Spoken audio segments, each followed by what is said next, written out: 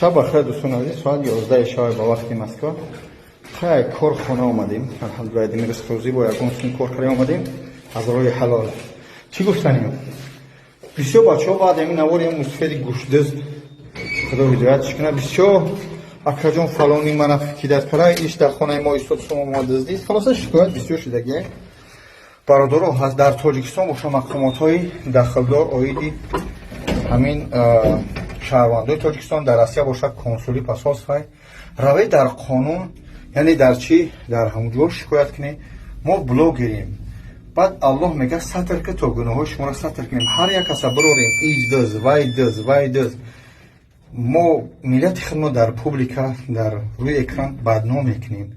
با هم خاطر در مقامات که انشالله در هر یک گروه التجا میتیم. الله هدایت کنه هممون.